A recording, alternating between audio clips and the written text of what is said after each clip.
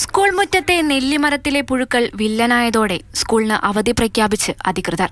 Kasaragod Manjeshwaram SAT ഹൈസ്കൂളിനാണ് പ്രധാനാധ്യാപിക അവധി നൽകിയത്.